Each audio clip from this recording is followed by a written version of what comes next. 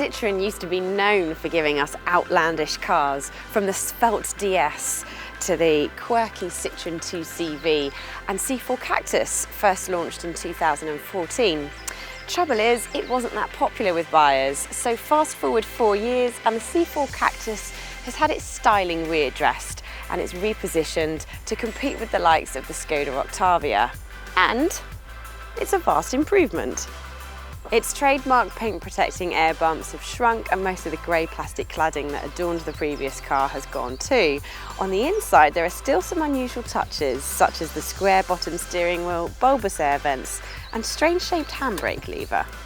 Keep watching to see if the C4 Cactus has the dynamic ability to match its more mature looks. And remember, if at the end of this review you are thinking about buying one, then head to whatcar.com and go to our new car deals section where we can help save you thousands. First though, let's take it for a drive.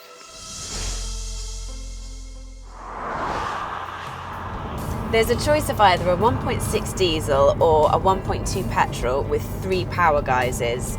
There's the least powerful, which is the 82 PureTech petrol model, and it's quite weedy, so it's definitely not our first choice.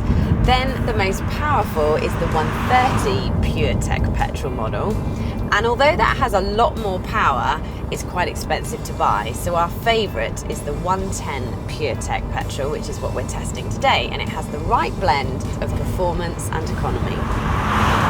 It's turbocharged, so picks up well from low revs, and it's got enough oomph to hold its own at motorway speeds. All 3 petrol engines are quieter and smoother than the diesel too.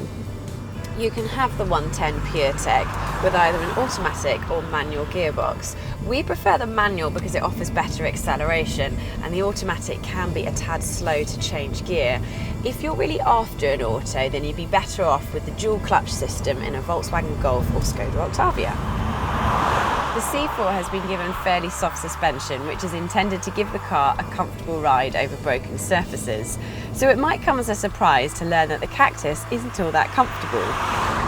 Over large imperfections, it crashes and shimmies, and even under light acceleration, the setup causes the body to just pitch back and forth, which ultimately, if you want to be comfortable, a Volkswagen Golf and Skoda Octavia are definitely more capable in this department. The seat comes with adjustable lumbar support, which at What Car we love. And although there's plenty of adjustment in the seat and steering wheel, not everyone will find a comfortable driving position because the seat base is so soft, it kind of puts your legs into an elevated position. You almost feel like you're trying to drive while sitting on your sofa, if you get the picture. In terms of visibility, forward visibility is excellent, and it's only really obstructed by the A and B pillars depending on where your seating position is. Out the back, not quite so good, which is not uncommon for a family hatchback. Great news though, you do get parking sensors as standard, and if you go for the range-topping flare model, you also get a reversing camera.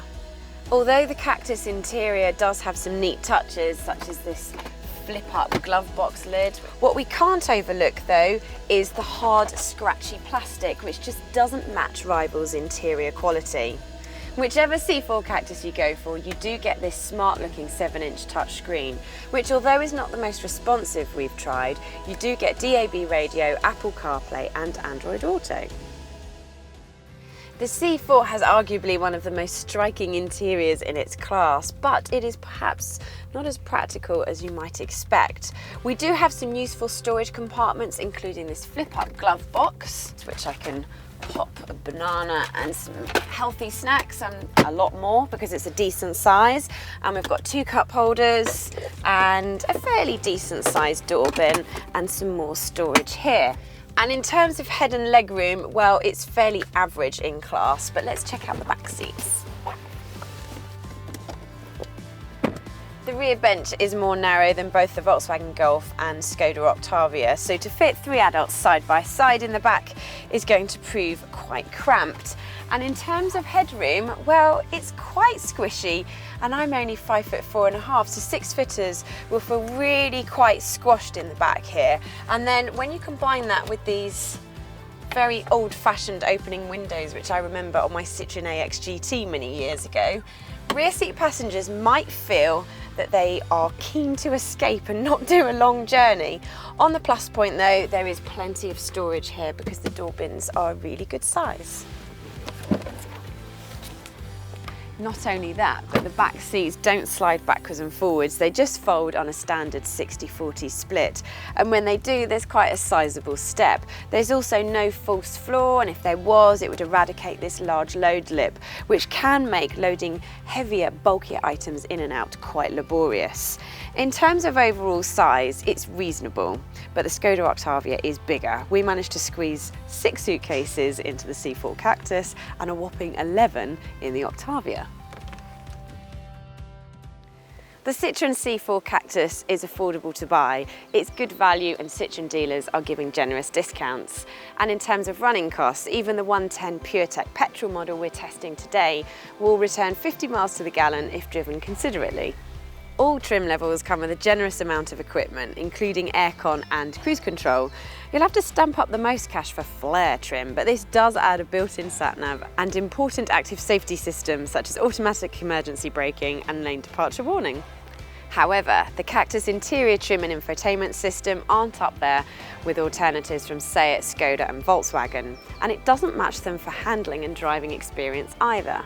That said, this car will appeal to those whose priorities are an affordable price, low running costs and avant-garde styling. Just make sure you can live with its foibles before committing to buy one. For plenty more on the Citroen C4 Cactus, including our full online review, head to whatcar.com. And remember, we can help save you thousands if you are thinking about buying one. Just go to our new car deals section at whatcar.com. But before you go anywhere, hit subscribe and never miss another video.